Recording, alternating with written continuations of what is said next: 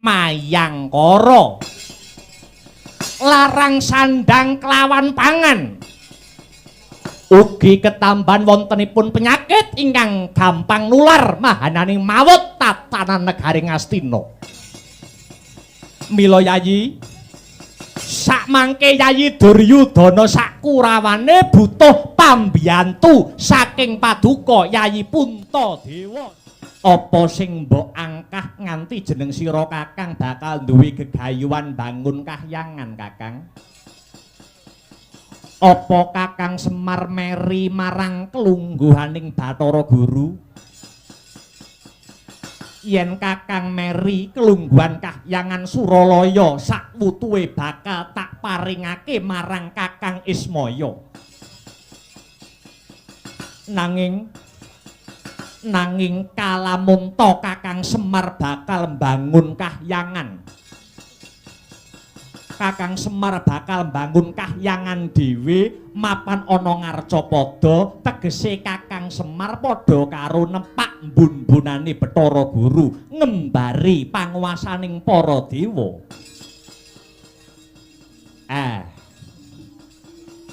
Aja landhep pamikirmu heh Guru. Babar pisan Semar ora ana rasa meri senadyan mung sak mrica binubut. Aku ora kepengin nglungguhi kayangan Suralaya, aku ora pengin nglungguhi kayanganmu heh Bathara Guru. Lah banjur Kakang Semar bakal hambangun kahyangan iki duwe sedya kang ngendi? Guru sumurupa kang bakale tak bangun sing arepe tak dandani iki dudu kahyangan sing magrong-magrong, nanging kahyangane Semar pribadi mbangun rasane para kawula kang sarta morale para bebrayan agung Guru. Merga apa? Merga Semar ngrumangsani aku tinitah aning Madyapada duwe kewajiban dadi pamong. Wis sak trepe yen pamong iku momong kawulane, benerke sing kleru, ndejekake barang sing bengkong, ngelingake sing padha lali. Semar yen kon nyawang kahanan sak mengko, aku wis ora mentala Guru, aku wis ora mentala. Semar wis ora mentala nyawang panjeriting kawula dasih. Larang sandang, larang pangan, bedaning panemu dadi ajanging cecungkrahan. Padha-padha umating pangeran do paten pinaten kok gampang men gawe patining liyan, kok gampang men gawe cilakane wong liya. Kok gampang mendumuk marang alaning liya. Kenang apa kok do ora gelem dandani kayangane dhewe-dhewe? Kok ora gelem mawas diri, ora gelem mulat sarira hang rasa wani? Guru Manikmaya dadi cekak cukupe aku bakal mbangun kahyangan iki ibarat wong lara, aku sing bakal golek usada Guru.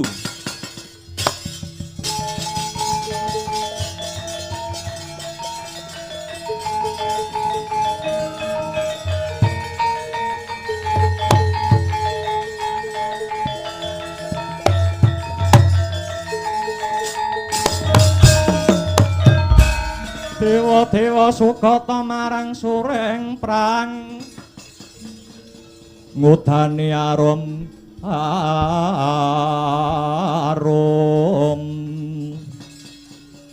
ngendanu ing awiyat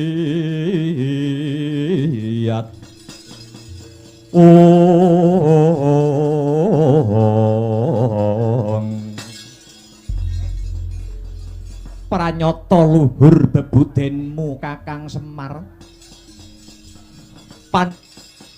Nganti ora tanggap apa kang dadi lekase Kakang Badranaya. Ora dadi ngopo, Guru?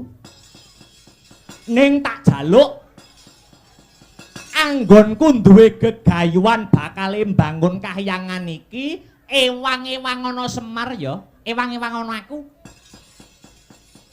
Banjur kaya ngapa seranane Kakang? Ngene. Gandeng kowe lumarap ana karang kadempel kene nganti si Indra kelawan si Brahma.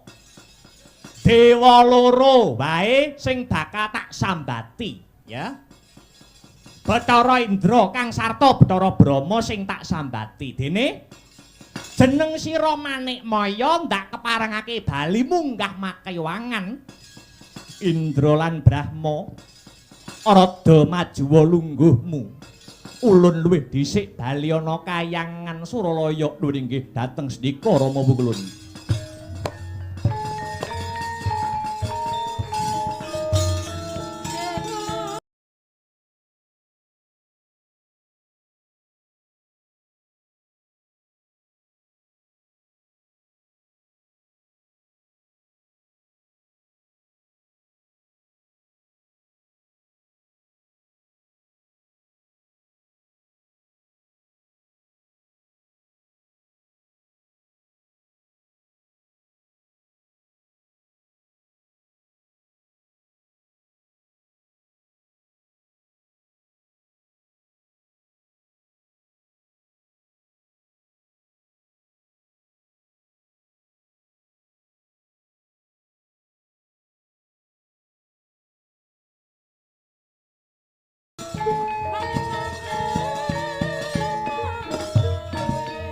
Nyadong dawuh wa Pukulun Ismaya.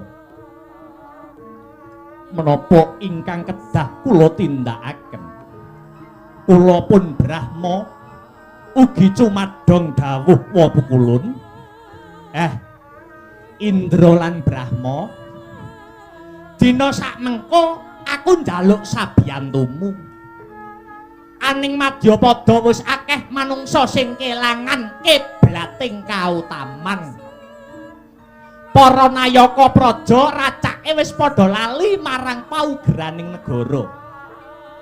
Kamangka ya mung kelawan paugeran utawa dasaring negara kuwi mau para nayaka bisa nentremke negara miyang para kawulane. Sentana praja saiki wis ora mentingake para bebrayan ning sing didhisikke mung kaperluan pribadi lan golongane.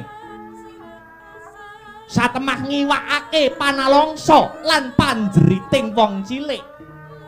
Mula mbuh piye sranamu, mbuh kepriye reka dayamu, melu-meluwa mbiyantu ngelingake sing padha lali.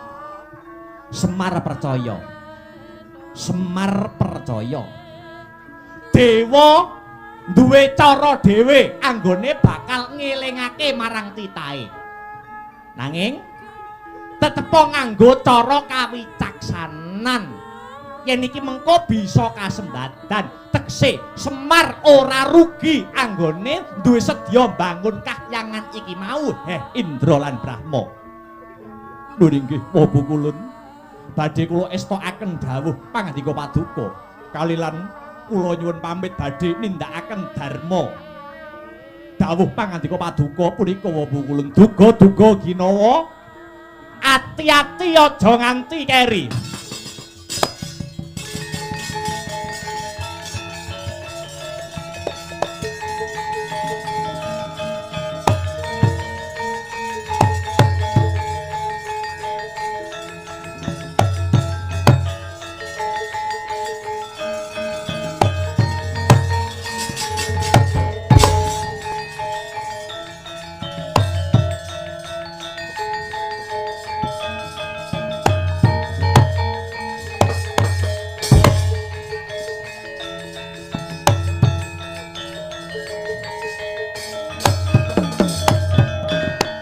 Andya kang winuwus beda criraton narga bentar.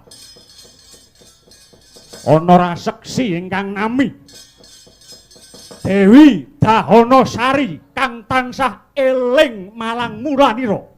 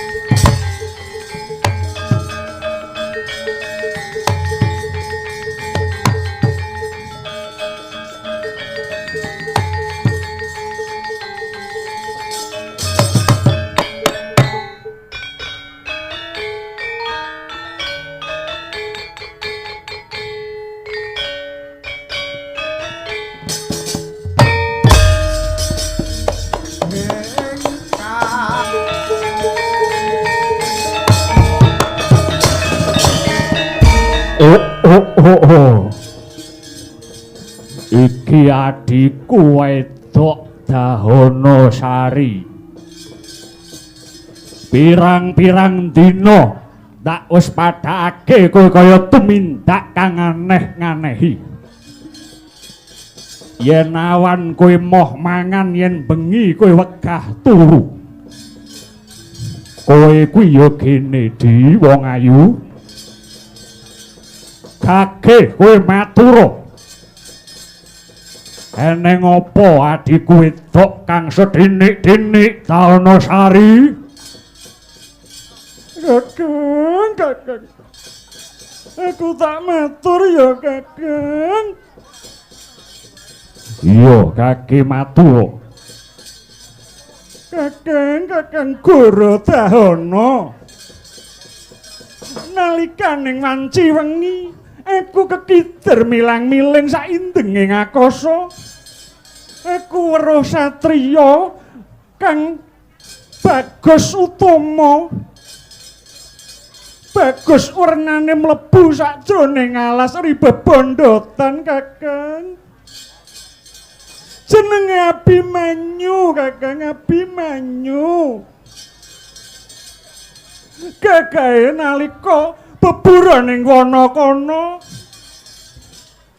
Gagahe nalika mentan gendhewa. Nalika Raden Abimanyu mentang gendhewa ketok dadane kotak-kotak. Dadane six pack Kakang. Aku gak kuat Kakang. No. Satriya kok bagus ora jamak Raden Abimanyu iki. Tegane kambel ijo bejane sing duwe bojo Kakang. Aku jatuh cinta, pokoknya cinta. Musik to jodoh BBI kowe iki. Dadi gletek petrele. Kowe tresno karo Raden Abimanyu. Abimanyu.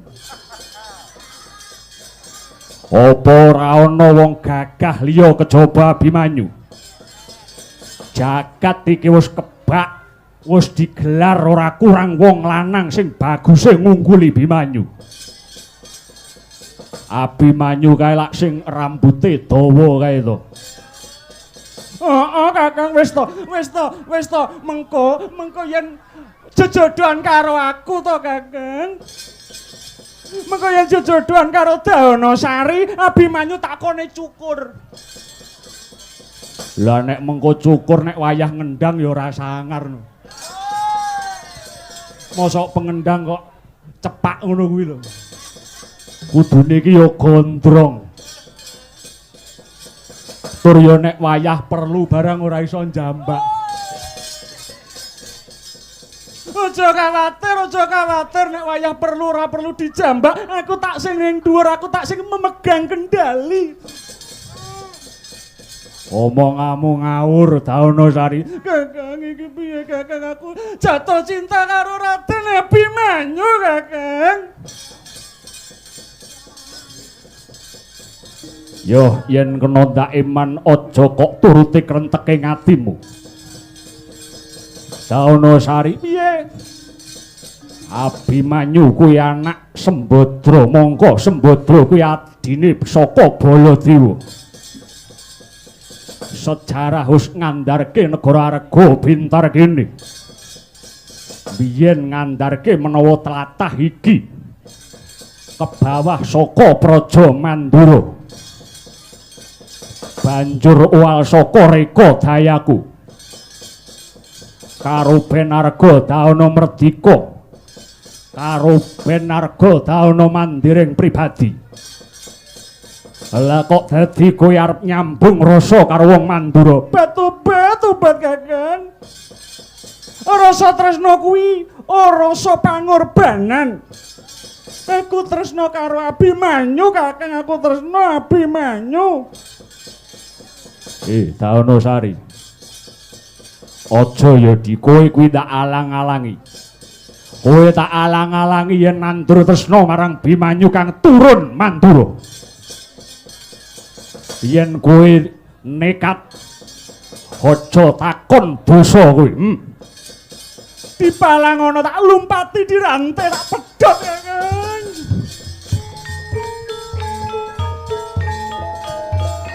Gunjing kelap-kelap katon lir genjanging alis. Ora maido wong gandrung ning kabeh kudu nganggo petung. Ora arien nalarmu. Sari-saringen nganggo rasa pangrasamu. Pirang-pirang bab kang kudu mbok timbang. Kowe kok arep nyedhaki Abimanyu turas Mandura. Yen mengko kowe dadi negara Arga Bintar kene ora wurung dikukut meneh dening Ratu Mandura Prabu Baladewa. Nuruti krentekmu kowe ora ana sing jaga mring kawula. Arga Bintar sing wis pengin merdika lan mandireng pribadi njejekake negara iki. Kowe saiki pengin dilatih tungkake wong Mandura. Tinemu pirang perkara kuwi Dahanasari. Ora sah mulet. Aku kakangmu mbarep kang ngelingke marang tumindakmu. kowe dititahke dadi wong wedok saru dinulu wong akeh deku ming keburu nepsu ngelingono ora ana wong kang urip kepenak ning jero kandhang nadyan dipakani mulya dikuwi sesawangan aja nyureske impene wong sak negara rega bentar kene mung saka impenmu negara iki wis tangi saka ngimpi mung saka impenmu kang bakal nyures praja arga bentar kene negara iki wis tangi saka ngimpi kowe lagi miwiti turu Danosari Tobat.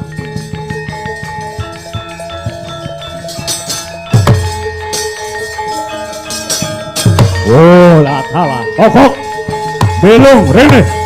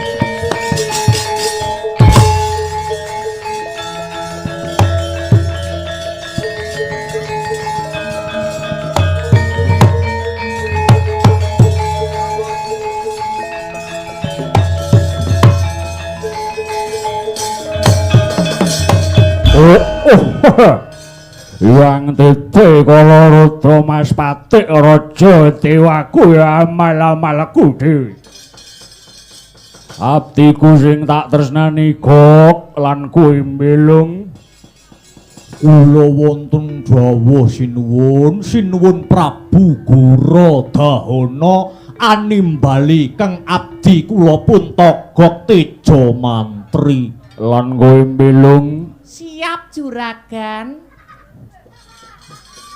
marmane kowe sak keloro nato tak awe cerak saya tak raketake merga ana babagan kang bakal rinumpaka marang Togok lan Mbelung perkawis menapa lho sinuwun kok sajak wigati kang abdi pun Togok Teja Mantri sumedya ngangklungaken jangga nilingaken karna nengga rumentah sabda pangandikanipun sinuwun Prabu Gorodahana ngene kok ing ripalungguhan iki aku tinangisan dening adhiku wadon Danosari ratu gustimu merga dina samengko adhiku Danosari lagi ke taman Kunjana Papa oh kok Kunjana Kedan Papa ki loro tegese loro kedanan oh sedang jatuh cinta bener Mbelung bener lho lah sakniki priya pundi lho sinuwun ingkang dados gegantilaning manah Ndara Ayu Dahanasari bocah kang dedeke ngringin sungsang pengawak Gwaya Teja satriya saka Plongkowati turase wong Mandura kang aran Raden Abimanyu nanging adhiku Danosari nganti tekan dina iki durung natih ketemu kelawan satriya mau kok Danosari liwat angen-angene nggur liwat tembung jare lan liwat pangimpen utawa pasupenan kok nuwun inggih sinuwun pranyata pasupenanipun Kang Rayi Dahanasari niku mboten lepat satriya Plongkowati ingkang dedekipun ngringin sungsang pengawak Gwaya Teja menika jagat mboten wonten kalih inggih namung Raden Abimanyu Raden Abimanyu niku atmajanipun panengah Pandhawa ingkang akekasih Raden Arjuna utawi Raden Janaka. Mangkono, Gok. Nggih. Nanging sinuwun cak nguntal cagak cebol gayuh lintang. Tegese Tangeh kelakone sababe jodoh tali mangsa. Jodoh tali mangsa niku sampun dipun tata kalian Gusti Kang Mahanasa. Nyuwun sewu. Raden Abimanyu niku satriya ingkang gentur tapane, manteng semedine, asring sanget nampi kanugrahan saking para Jawata. Lan melihipun sinuwun, Raden Abimanyu niku sipating satriya ingkang bagus pasuryanipun. Ora beda adoh kaya bapake. Lah sakniki kosok wangsulipun Kang Rayi Dahanasari menika sipating raseksi. Niki mengke paduka yen tetep malang-malang kaya perbatang, mentang-mentang kaya gandewa, tetep bakal ngrabekke adi sampeyan kalih Raden Abimanyu, tegese nerak kodrating dewa, saged kena siku denda lho sinuwun. Sekawit aku nulak krenteke si Dahanasari, Gok. Ning tak gagas-gagas kuwi adik wadon ora peduli, Gok. Wis jamak lumrahe aku minangka dadi kakange lanang kudu nyembadani pamutahe adine wadon. Yayi Dahanasari iki mengko yen ora tak wujudi apa sing dadi pengene ngancam ngincim bakal ampus diri. Aku gumun ki Kang Togok. Gumun piye, Lung? Adat saben utawa kebiasaane yen wong yen lagi kasmaran sing ngoyak-ngoyake biasane sing lanang lho, Kang.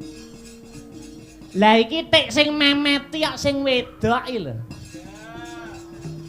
Apa kira-kira gatel njaluk dikukur ya, Kang?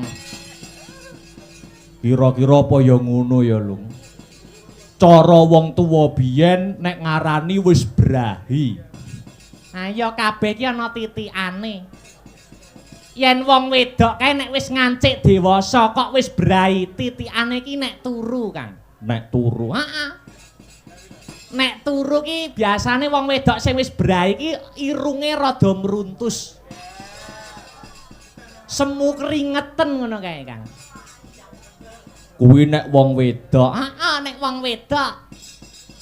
Nek wong lanang ki malah gampang. Titikane wong lanang sing wis brahi. Heeh, wong lanang kok wis brahi, wong lanang kok wis dewasa. Bocah lanang wis brahi kuwi titikane aduse rada suwi, Kang, biasane. Aduse rada suwi. Terus nek bar adus ngono kae jajal tilik ana ning jedinge. Heeh. Sabune sing bar gua adus biasane tengahe bolong, Kang. Kok tak swampluk lho. Ngono dadak ngentekne sabun. Lah arep jajan yo ngentekne dhuwit. Cukup. Wong loro aja padha kakean gunem kang tanpa guna. Cekak cukupe aku bakal nganglang jagat munggah gunung medhun jurang. Goleki satriya sing jenenge Raden Abimanyu. Bocah Temenggung. Kula wonten dawuh tinimbalan sinuwun. Kirapna Wadyabala saka negara Rega Pintar. Saperlu ngupadi satriya hadetek ngringin sungsang si Abimanyu. Surao palapa sing dadi lakumu kang bisa nyembuh lanang juritmu. Amit madal pasilan sinuwun. Prawadya samya samapta wasyaga arsa anggelaris manunggal sajuru-juru kumlebet kang bandera tambur tumpret gong beri munyo mangungkung prawadya palapa manunggal sigra lumare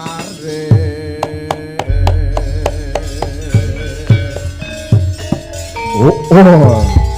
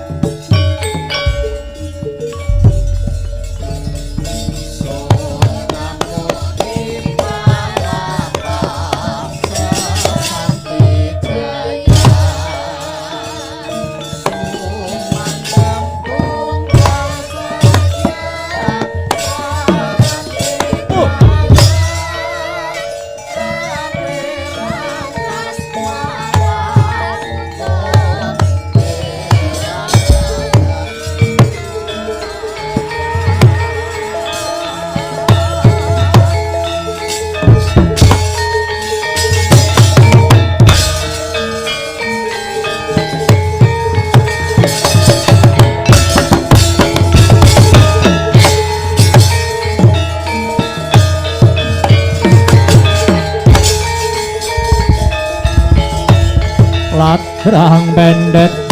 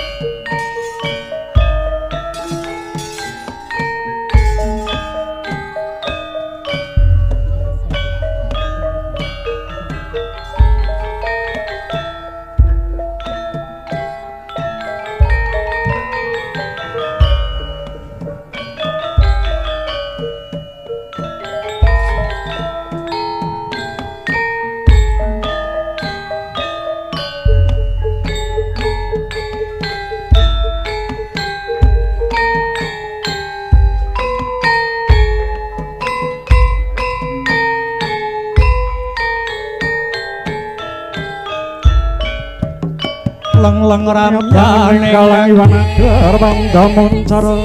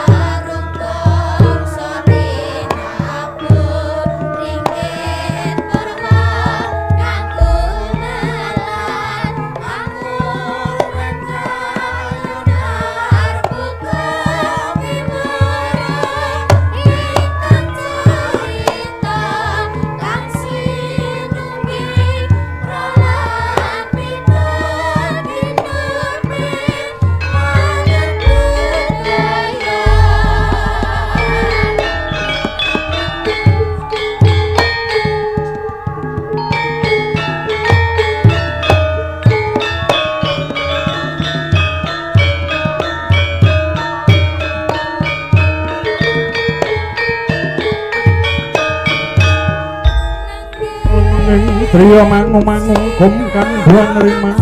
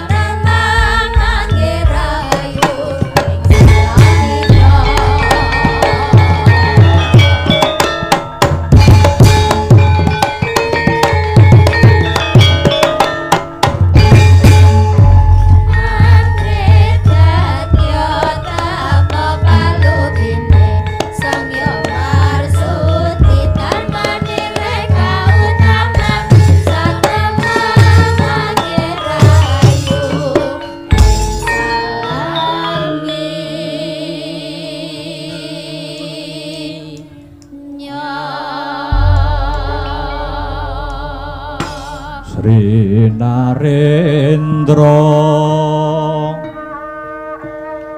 miyos saking puri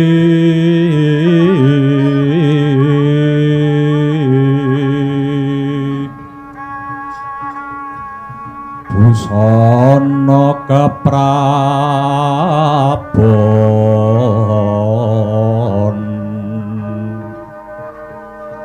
Sri Narendra miyos saking puri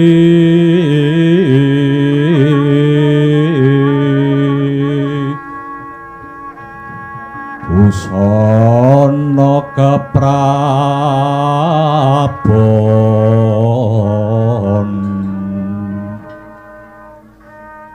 kinarabat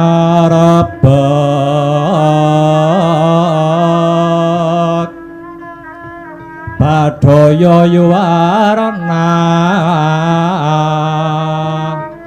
nira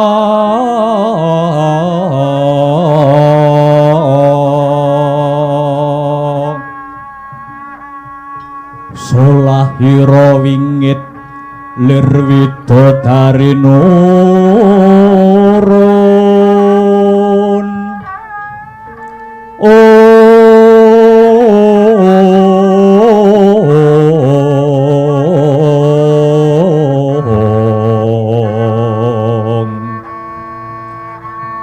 lir widodari nurun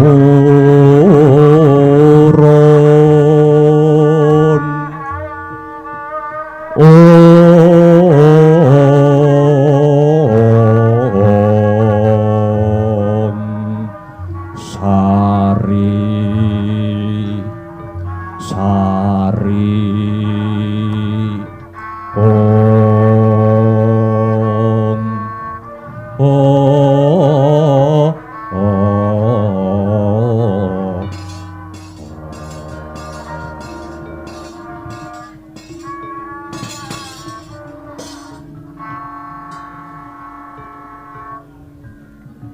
yang suksma dilinuwih kang hamayungi marang panjenengan ingsun ingkang angka sepisan ora lirwa ngaturake rasa puja puji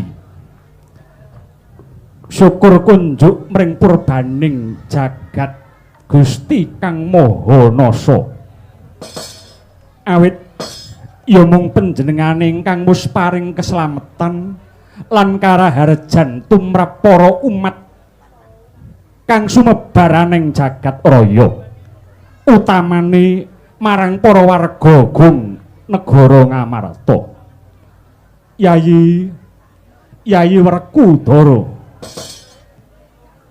barep kakangku ana apa adiku kembar Kula wonten dawuh Kakang Mas.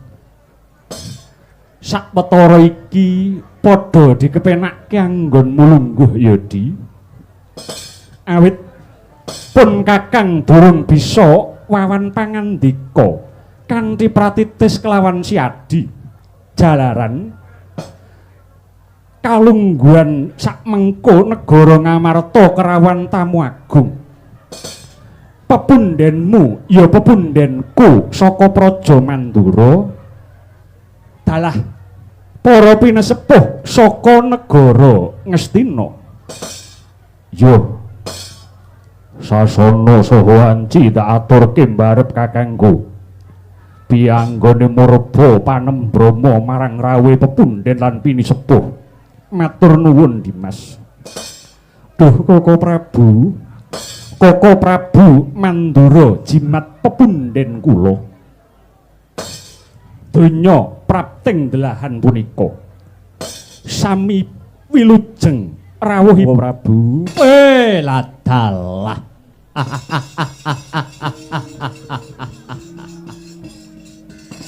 Nirbaya nirsangsaya awit pangwasaning Gusti ingkang akarya jagat lampahipun keng raka ing Mandura boten nyandung sambikala setunggal menapa kinanti karaharjan kinemulan keselamatan Yayi.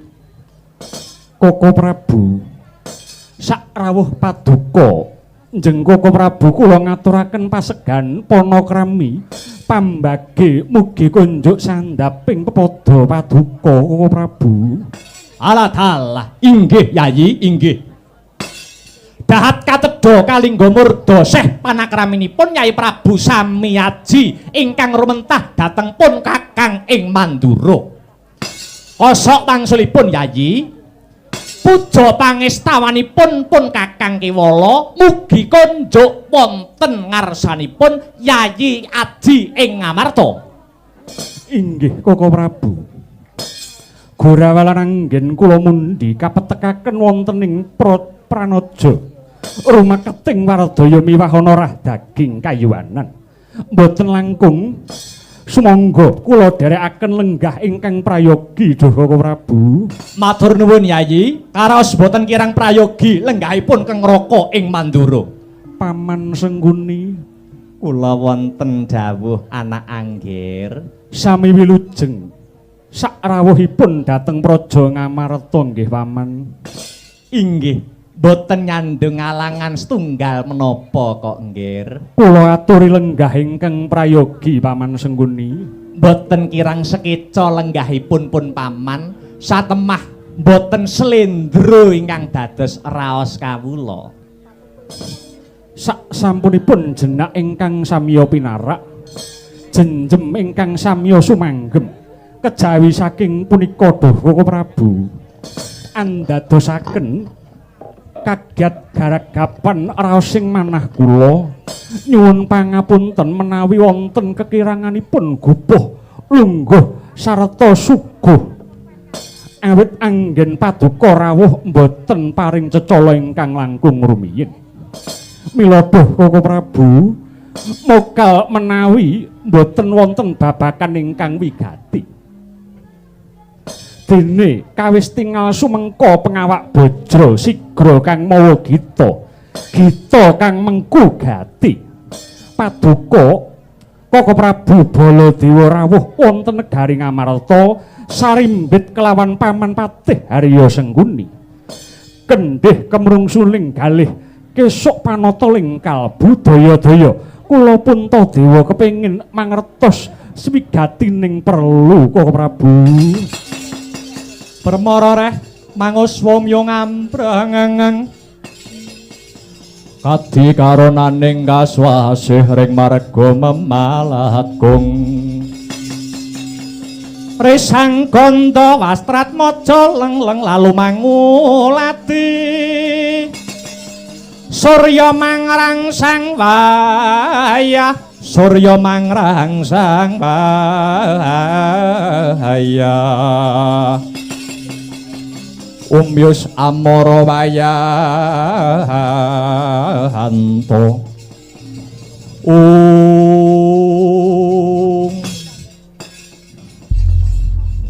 Inggih Yayi. Yayi Puntadewa mugi kawuningan. Kula bidal niki wau mboten bidal saking negari Mandura, nanging kula bidal saking negari Ngastina. Mila kula sarimbit kalian Paman Patih Sengkuni. Lah apa to wigatine perlu kula sowan wonten negari Ngamarta mriki? Inggih awit kula tinangisan kalian Yayi Prabu Duryudana Nalendra ing negara Ngastina. Yayi Duryudana sambat kalian kula awit sakmangke negara Ngastina ketaman pagebluk Mayangkara. Larang sandang kelawan pangan. Ugi ketambahan wontenipun penyakit ingkang gampang nular mahananing mawut tatanan negari Ngastina. Mila Yayi, sakmangke Yayi Duryudana sakurawane butuh pambiyantu saking paduka Yayi Puntadewa sak Pandawane. Koko Prabu, Pripun Yayi? menawi babakan saking pagebluk sarta awising boga kelawan wastra niku mboten ngemungaken dhateng negari Ngastina kemawon. Nanging negari Ngamarta nggih sami nampi pacoban ingkang gegirisi punika Koko Prabu. Lho. Dados kahanan negari Ngastina sami kalian kahanan negari Ngamarta mriki Yayi. Nuning nggih dhateng mekaten Koko Prabu. Dereng malih Yayi kula panengah Pandhawa satriya Madukara pun Harjuna sakmenika sampun tigang candra laminipun murca saking negari Ngamarta. Yayi Arjuna murca. Nuning nggih Koko Prabu. Lah dalah ya jagat Dewa Bathara wasisaning Bathara jagat. Mekaten Yayi. Sakmenika Yayi Duryudana nampi wangsit saking dewa mbok menawi negari Ngastina.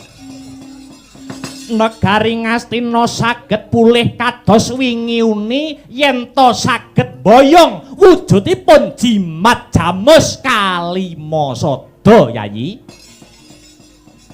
Paduka Yayi Puntadewa menika kondhang kaunang-unang kajwara saindenging jagat raya Nalendra sing sabare kliwat ukur. Tur toya duweni watak ora mentalan. Aja to mung bandane nyawane bakal diwulungake yen to pancene ana kang njaluk mila saking menika Yayi. Kula nyuwun mulunge ngati Paduka Yayi Puntadewa, boten ketang sewulan rong wulan jimat Kalimasada badhe kula ampil wonten ing negari Ngastina minangka syarat pulih lan paluyanipun kahanan negari Ngastina ingkang sakmangke nembe ketaman pagebluk Mayangkara Yayi. Sang Baladewa Narapati Nareswara Kresna kalangkung tresnanira marang Dian Banon Sinawi. Lah ing kono tau lagi eco kang nandhang pangandikan kesaru gegering Jawi labet biswanira Petruk kantong bolong repepeh gawe cingak kang samya mulang.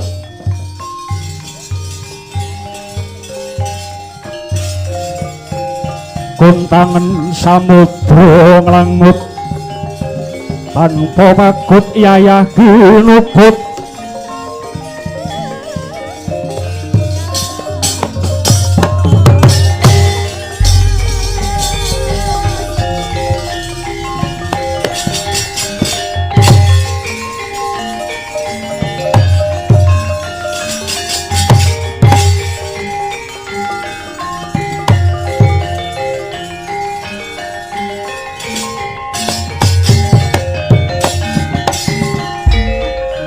Iku saknyatane gunjeng sep amit-amit pasang Kalimantabe pisoanan kula sinabeta ing Iladuni dumawaing tawang towang.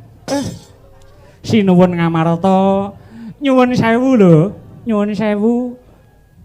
Sowan kula nglemah bengkah nyelo-nyelo ngabiyantara wonten ngarasa paduka. Petruk padha becik sak tekane kantong bolong ana praja Ngamarta kene. Inggih. Awit pangestu paduka sinuwun ingkang Ngamarta sowan kula winantu ing berkah kawilujengan Ndara.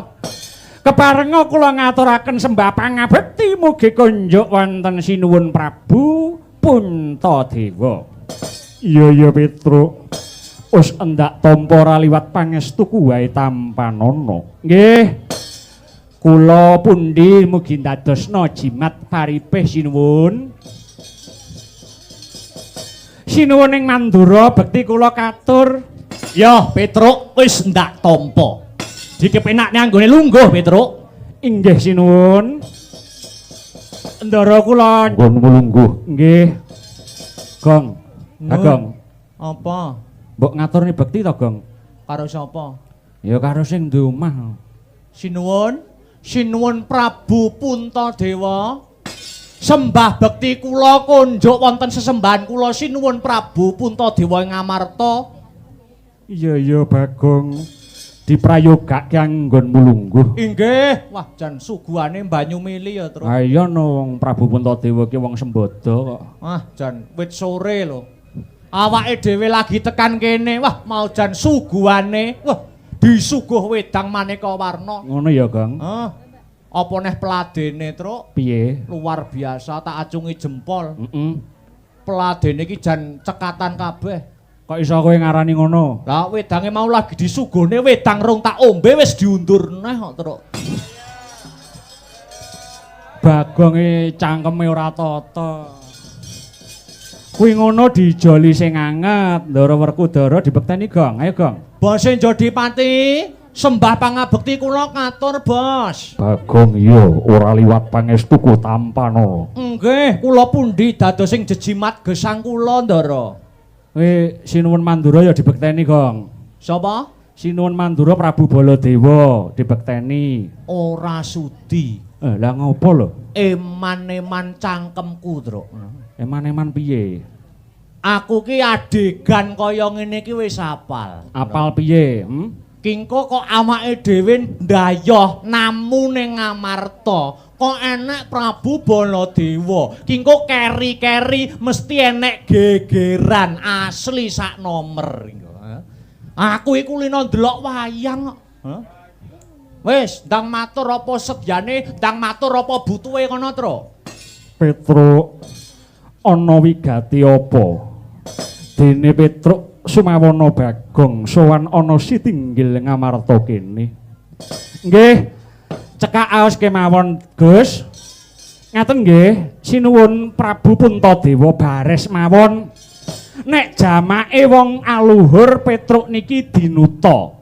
Ning gandeng sing ngutus kula niku mung sak Bapak Semar, kula cekap dikengken kalian Bapak ngeten kemawon. Kowe dikongkon apa karo bapakmu Semar? Ngaten. Sinuwun wau enjing ngeten. Truk, kowe rene yo. Ana apa to, Pak? Aku ya ngono, kula nggih ngaten. Bapak terus ngendika, kowe iki engko tak kongkon ning negara Ngamarta, matura karo sinuwun Prabu Puntadewa, mbok menawa Bapak arep nyilih jimat Kalimasada. Lah kula kaget. Kula nyauri, nyilih jimat Kalimasada iki arep dienggo apa to, Pak? Ngene, Truk. Bapak ngendika dawuh melih meniki. Jimat Kalimasada, nggih to? Tak gawe syarat srana amarga bapakmu iki arep mbangun kayangan ngono. Aku ki gumun karo bapak, Tru. Gumune piye? Bapak ki digawe mangane sik mikir kok dadak arep bangun kayangan ki bandane company apa piye jane? Rokoke njaluk kancane lho. Nah ya wingi tak tukokne sak slop lho. Ora enek ijole duwite. Arep browsing buka internet dadak tethering kancane lho. Browsing buka internet bukake apa, Gong? XNXX. Wah. Tak kira bukake micet ya. Ora, bapak wong alim kok, Tru. Oh, tak deplok sirahmu pisan lho nek omong ngono kuwi. Tutukno, Tru. Bapak ki kuat agamane kok. Ngaten sinuwun. Kula lajeng tanglet kalian Bapak bangun kayangan ki maksudnya piye to, Pak? Bapak semaur melih. Wis ora usah kakean takon, saiki enggal budala. Ngono. Kowe budala nyang negara Ngamarta ngejak adimu Bagong. Siap, Pak. Kula ngoten. Mila sinuwun, kula sowan wonten Ngabyantara paduka sinuwun ing Ngamarta mboten sanes nyuwun mulunging penggalih sinuwun Prabu Puntadewa. Mboten ketang sak gebyaring caleret kula badhe ngampil wujudipun jimat Jamus Kalimasada. Minangka dados rana Bapak Semar anggenipun badhe mbangun kayangan. Bangsa telek Petruk madhep rene.